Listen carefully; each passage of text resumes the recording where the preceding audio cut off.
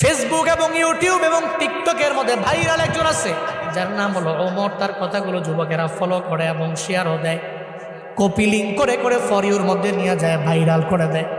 আমি গতকালকে তার একটা ভিডিও দেখলাম, তার মায়ের নামে সে কেমন এটা আমি জানি না, তবে এই ভিডিও দেখার পরে আমি দেখলাম যে মা পাগল ছেলেটা চোখের পানি ফেলাইয়া মায়ের জন্য কান্দে। নেপালের পাহাড়ের সামনে দাঁড়াইয়া বলতেছে, আমার মা দুনিয়ার মধ্যে আমার সবচেয়ে বড় আপন। আমার মায়ের বিরুদ্ধে কথা বললে আমি কোনো আইনও মানি না, কাউরে আমি চিনি না, কারণ মায়ের মতো আপন আমার দুনিয়ার মধ্যে কেউ হতে পারে না। সে বলতে লাগলো, যখন আমার বাবা নাই, আমার মা ছাড়াই পৃথিবীতে আমার আপন যখন কেউ নাই, আমার মায়ের গার্মেন্টসে চাকরি করে করে করে করে কোনো রকম জিন্দেগি চালাইয়া আমারে ফালাইয়া যায় নাই, বরং পরিশ্রম করে করে আমার মা স্কুলের মধ্যে আমারে পড়াইল।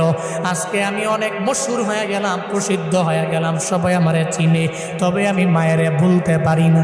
নেপালের পাহাড়ের সামনে দাঁড়াইয়া বলতে লাগলো, মা জীবনে কোনোদিন আপনারে আই লাভ ইউ মা বলা হয় নাই, আমি আপনারে ভালোবাসি, আমি আপনারে পছন্দ করি, এটা বলা হয় নাই।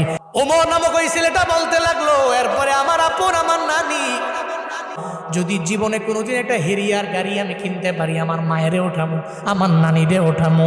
যুবকেরা তোমরা অন্যান্য বিষয়গুলো টিকটক দেখা দেখে অন্যজনকে ফলো করো, তবে এটা কেন ফলো করো না?